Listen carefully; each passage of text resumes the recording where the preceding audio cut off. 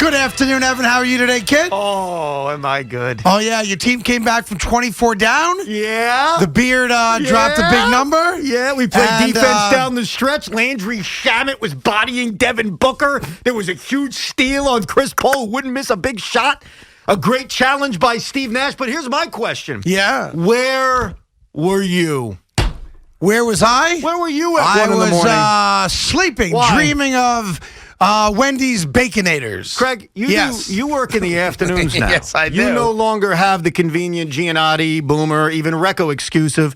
I've got to get up early. No, I don't have to get up early. If you are going to support your partner, that's me, the way C-Mac did last night, because he watched every ounce of that game, you should have been up at 1 a.m., you should have texted me at 1:05 saying, bro, can you believe that challenge? Can you believe James Harden? How about Landry Shamet, the way he's played? How about Jeff Green hitting big shots? Where the hell were you? I was, frankly, I was in a bad mood when I went to bed. Why? Because I got suckered into thinking the New York Rangers were going to win a game against a team we hadn't played since January.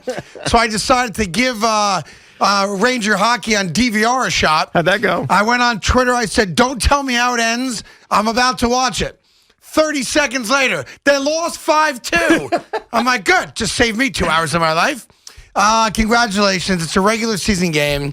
The key now is... No, don't do that. Do you have your three guys playing against the Lakers, although AD's not playing for them? Hold on a second. Still would be nice. I don't like your condescending tone. I know There's nothing condescending about that. It's a regular season game, but let me teach you Which something. they've already minimized to meaning nothing. No. When you stay up until 1 o'clock in the morning and your basketball team's getting their ass kicked with 2 stars not playing and you come back and win, don't poo-poo it with, it's a regular season game, pipe down, kid. Well, I did watch the New Orleans game. Yes. Against the Grizzlies. I watched almost that entire game. Oh, nice. And then I decided, do I really want to watch a team that has minimized the regular season to meaning nothing at all? And I decided I made an executive sleep decision. No, I don't. When the Nets tell me that the regular season means something, the way my Knicks do, they play tonight against the Orlando Magic, I will start watching more net basketball. I've watched a lot. Okay. Last night was not a game that I decided to watch. You know who cared last lie night? Tyler Johnson gave a damn last night. Yes. You know who cared last night? Landry Shamet cared last night. So there were guys on the floor, and Kyrie brought his walking stick with him, and KD was cheering on the guys. I was concerned towards the end of the game when KD pushed Kyrie, and I was like, what about his bad back? I did see that. Like, I thought Kyrie's back was stiff, and KD's riding him like a mule. And I'm saying to myself, wait a minute. If Kyrie's back is really stiff, why is a 7-foot guy riding him? You got to admit. That's a fair question. You got to admit on that one. Got nothing to do with basketball. Dude. But on that, every time, Kyrie, he got suplexed almost. Yeah. Well, you know what? Because the guys were excited. They're cheering on their You know teammates. why they were excited? Because guys that normally don't get that kind of burn in close games in the fourth quarter got an opportunity. And the one thing I will say this. Bingo. And this, I think, is the same in all sports, professional sports. When guys that normally don't get that kind of run or burn, we call it, right, do get the opportunity and make big shots, make big defensive plays, the stars that are, for whatever the reason might be, not in, they're the biggest cheerleaders in the world. They love it. Yeah. They really do. No, and I think that's that was fun to see. That was good to see because I think there's this feeling of, the stars took off. They don't care. They were rooting on their teammates. And that was a great win, man, because for anyone who didn't watch the game, and I think that's 98.9% of the audience, Chris Paul played good decision to open with it. Stop. Chris Paul was hitting every big shot down the stretch. Chris Paul's a stud. He's a Hall of Famer. Yep. Listen, we'll get to more of that later for sure, and we'll get into the Knicks game tonight against the Orlando Magic. But I'm trying to think of the last week that we did a show in which the New York Mets were not involved in some type of untoward sexual harassment. If you missed it earlier today, listen, the story's out there again. This time, they have a guy who's not even like a baseball guy per se. What was his title? Intermediate strength and conditioning, whatever it was. He only came up because, Chili Davis was out because of COVID, right? And as the story now goes, once again, another example of a Met employee, this time one of the coaches on the team, allegedly being forward sexually with text messages and direct comments to not one but 3 different women who've come forward already for this story in The Athletic. Now, here's what's weird about it.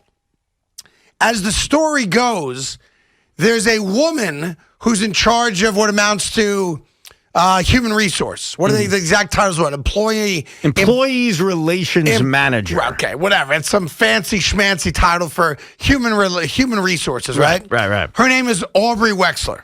All right. I believe she's a lawyer by trade who is in the executive office of the New York Mets.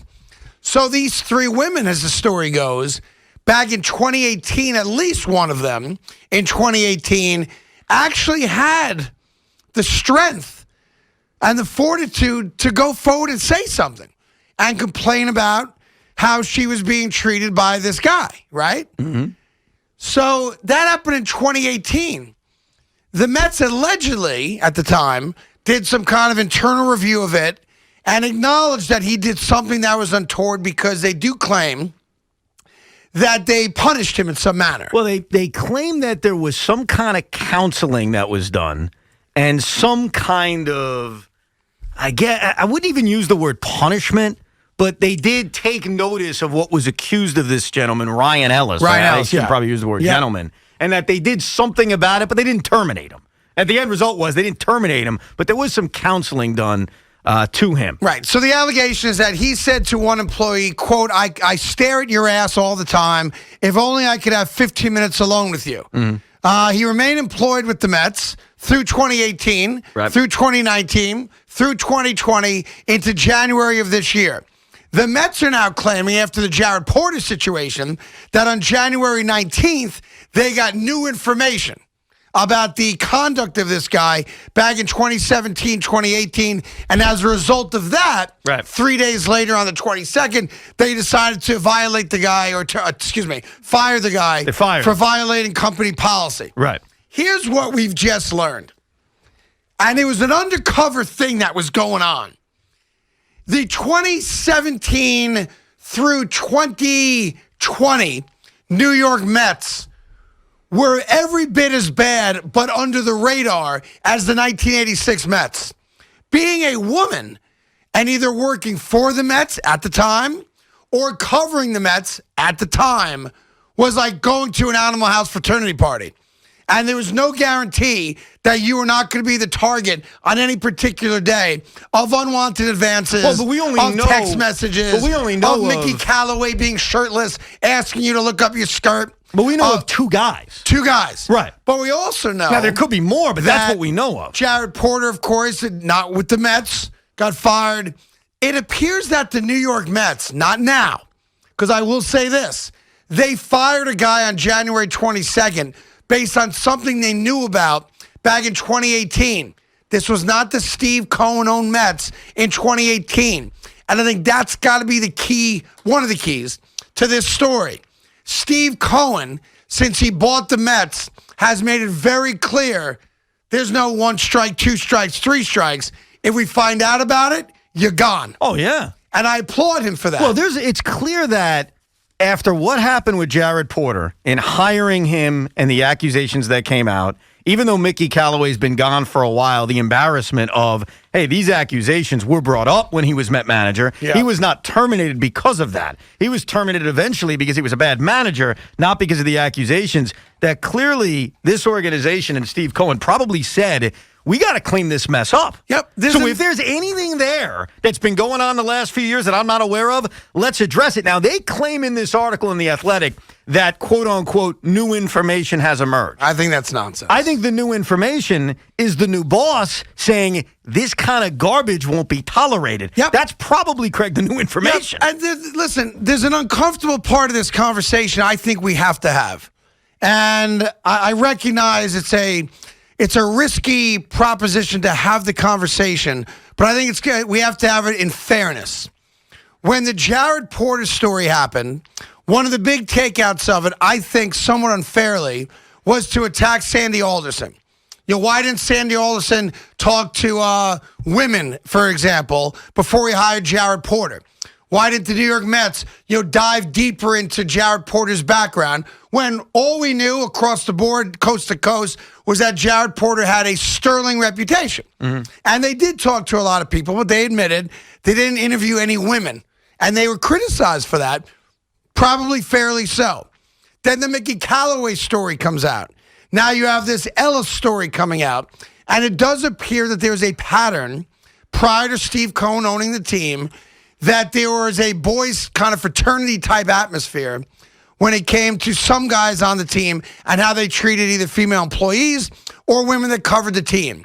But if you remember going back to Jared Porter, the issue was shame on Sandy Alderson as a man for not doing a better job in the vetting process of Jared Porter. If we're going to be critical of Sandy Alderson for that, where is the same level of outrage and concern that the female human resources director sat back and did nothing as well in regards to terminating an employee that they apparently had legitimate evidence of mistreating women who worked for the team? You know what it's a reminder of? Because I don't think it's fair to single out Sandy Alderson when there's a woman who happens to be the head of human resources. But that just shows you who hiring also failed the fellow female employees by not firing Ellis back in 18. But that just shows you that the answer is the quick elixir isn't if a female is running it, that's going to solve it. I agree with you on that. It's not as simple as that. It helps. But as you it saw, didn't help in this case. It didn't help in this case. You're right. No, it didn't. But I think in general it helps. But you know who really deserves the ultimate blame in things like this? Well, the bad guys that mistreat women. Of course. Yeah. But as far as not weeding it out. And let me just say, to be clear, Ellis is the bad guy. Sure. Not Aubrey Wexler. No. Not Sandy Alderson. They just didn't weed it out and handle it correctly. Mickey Callaway is the bad guy. Jared Porter is the bad guy. But that's it. We know that. And that's true. The question is, how do you weed that stuff out? I don't know. And I think the answer is, and I know this may be too simplistic, but it starts at the top. It starts at leadership. And who is the leader who's run that franchise during that time period? That was Jeff and Fred Wilpon. It starts with ownership. Yeah. It doesn't mean they did it on purpose. It doesn't mean they blindly turned an eye to it. It doesn't mean that. It just means leadership starts at the top. The buck stops here. And you cannot have a culture where this kind of stuff is accepted. It can't be. You're right, though, Craig, about one thing. It isn't as simple as, well, if a woman is in charge, it won't happen.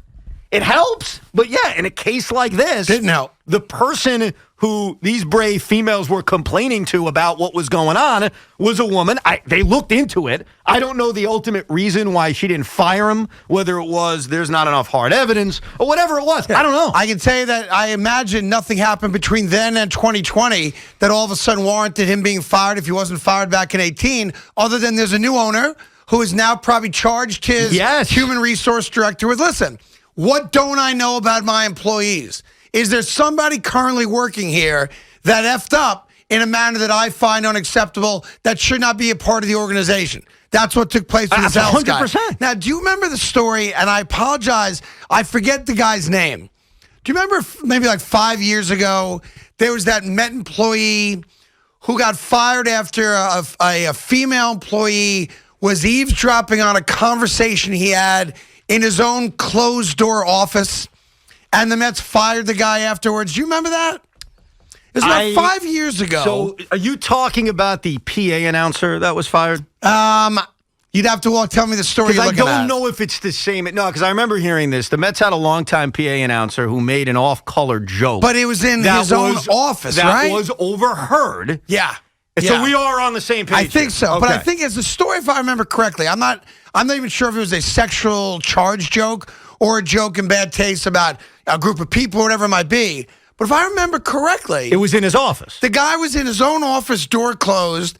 A fellow employee was kind of like glass to the wall, like in the movies, eavesdropping on a conversation. I went right to human resources, and the guy got fired. Yes. If I'm right, I have that right? Yeah, you know who reported that story? I don't. I think you did, actually. Oh, maybe it was me. See, I was the guy protecting all Met employees from nonsense. No, but I had heard that. See, I'll tell you what I didn't hear and what I did hear, just to be fair. I'd never heard about the closed door. I believe you, by the way. But I had heard there was an off-color joke made that was overheard. Whether that was in a closed office or it was overheard down the hallway, I don't know the specifics. Yeah. But a off-color joke was made. It was overheard. It was complained about. and he lost his job. Yes. That I've heard. It was a closed office. I remember that detail. I believe you. And by the way, let me just be accurate. That was my mistake. Ryan Ellis was a hitting coordinator. Right. He wasn't a strength guy, so I had that wrong. I apologize for that. Right. But listen, it's crazy. Like, when I think of all the teams in town over the last, let's say, from 2018 through today, so the last 3.5 years, and I think of teams that have a reputation that shocks me or surprises me, I got to be honest. The Mets, I never would have thought. I don't know why. It's not fair to think one way or the other, but it seems like the New York Mets are like this out of control, frat house type scenario where say whatever you want, we'll slap you on the wrist, and bygones. Seems like that, and I'm not talking about Jared Porter because the stuff he did. That's the thing. You got to almost exclude Jared Porter. I got to ask the question now. A question that you don't want to be asked because What's you're a that? diehard Met fan. What's that? Who's next? Well, and I don't want a name. I'm not suggesting we. No, I'm not giving you a name. I don't want you to start guessing. Well, I bet you it was Nimmo. No, I don't want that. Stop. But it's nuts. You know what, though? Like the Mets can't get out of their own way from their own past. If you believe something you said earlier, which I do as well, that there wasn't really new information, that basically Steve Cohen is telling the organization, we got to clamp down on this garbage, then ultimately this is a good thing. Yes. Because this is a sign, and more than just the Mets, because I'm sure there are examples we don't know about. I'm sure there are examples that have not gone public yet with many different franchises and many a different business. But if it is true that you have an owner who's saying, look, whatever garbage has been going on around here for a long time, it's got to stop. People around here need to be treated with respect. Then this story ultimately is a good thing on where the organization and hopefully where society is going. Now, am I being too naive and optimistic about it, or would you agree that that is a good thing? Oh, I think this all stems from the fact that, well, two things. One, there's a new owner, and two, the fact that this is not the first. Like it's you now have Jared Porter, you have Mickey Callaway, you've got this guy Ryan Ellis. It's like, okay, when does it stop? Well, but Craig, I gotta bring this up again because this is a part of it because it's not that long ago. Jeff Wilpon there was a lawsuit filed against him. Okay. Very different, but against how he treated a pregnant, unmarried employee. You remember that? I do remember that story. And that was the owner. Well, to be fair, there were lawsuits filed against Steve Cohen also. Craig, I'm not saying it's even true. I don't know. Right. But we're talking about the culture of the New York Mets, right? Right. And we're talking about the culture of the New York Mets when that man owned the team. Yeah. So that's a part of it, too. What a train wreck, right? As much as you think the Wilpon mess is totally behind you. It's not, yeah. It's sadly, and by the way, they still own 5% of the New York Mets. Yeah, but come on. But my point is, every time you think, all right, we are fully divorced now from the Wilpons, somehow, some way, their names still become relevant. It's true. It really has. Yeah, it's like buying a haunted house.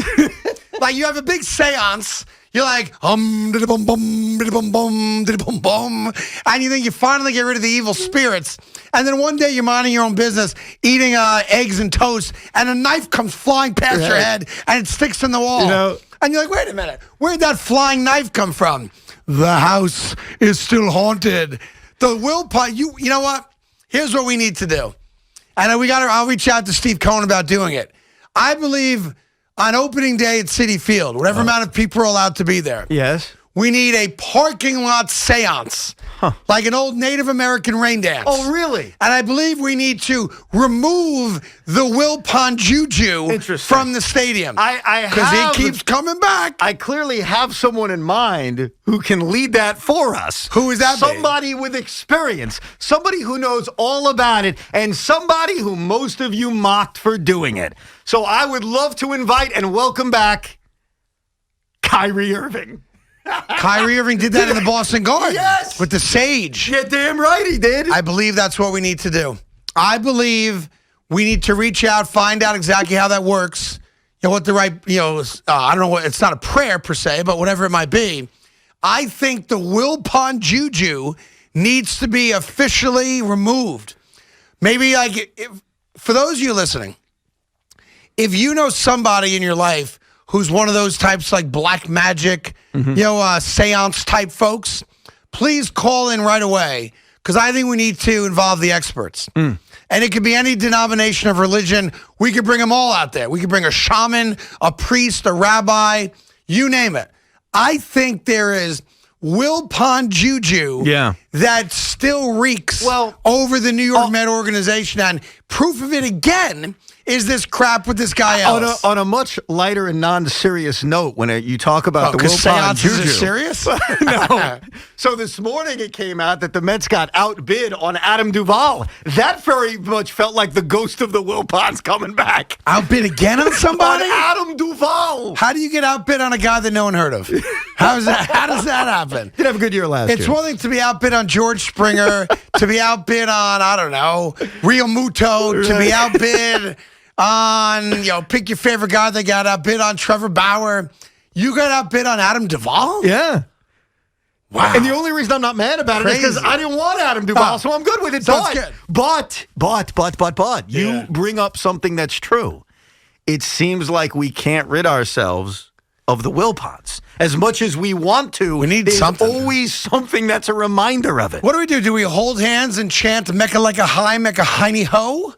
And you do that 3 times? So you go Beetlejuice, Beetlejuice, Beetlejuice 3 times? Like, what do we have to do to rid ourselves of the stank that comes from the Wilpon ownership? I have exorcised the demons. I will say, Craig, is clear. I am open-minded to anything. All right, well, okay, you've got me on board to try anything. All right, well, listen, if you have some type of family, generational passed down way of getting rid of the bad juju, whether that's the Zungi Zugats, whether that's some kind of Maloik removal, please share it with us, because once again, you wake up today and what should be just a random average everyday February Wednesday, it again gets ruined by something that took place when the Wilpons owned the Mets. It should have been a celebration of pitchers and catchers reporting. Yes, that should have been the focus today. A great today. celebration of 2 guys having a catch down in Florida, which I always love. I'm waiting for all the outcry over the woman in charge of human resources for not doing her job and firing this guy else, as opposed to everybody yelling and screaming about the bad job Sandy did. Well, when does that column get written? In when fairness, does that host or media person take a shot at that gal? You know why that doesn't happen? I don't know why. And it's not. Maybe it's chauvinistic. I don't think it's gender. No. I think it's because Sandy Alderson is that public figure everybody knows. As opposed to a woman who we read about today, and I don't know about you, I'd never heard of her. Doesn't make it right. I'm not defending it. I'm explaining it. Sandy Alderson was the general manager of the Mets. Hey, he wasn't the human resource director. I didn't think Sandy Alderson should have been fired. No, I mean, I never thought that. Right. But that's the reason why you're always going to get, you always get it. And I'm not saying it's right, so don't accuse me of saying it's right, but that's why that happens, because Sandy's the public figure. Sandy's the one, Craig, at that press conference. Yep. He's the guy answering questions. Yeah. This Met employee, she's not going to answer any questions. Well, maybe she should. 226, we got lots cooking today, including the loss of a true legend, which we'll acknowledge a little bit later on in the program. One of the legitimate, we joke about Mount Rushmore all the time on the show, one of the legitimate Mount Rushmores of our industry, unfortunately lost his battle with cancer earlier today, and we'll go down the road later on. I just want to acknowledge it, much like when Imus passed. We lost another legend today, and we'll deal with that later on. Plus, of course, all your baseball stuff, as Evan mentioned, pitchers and catchers have shown up. We already have a bunch of Buddhists and yoga and sage meisters on the line. Can't wait to talk to you all as we try to fix the New York Mets. It's our duty to New York to do our part to cleanse the Mets of the Wilpons.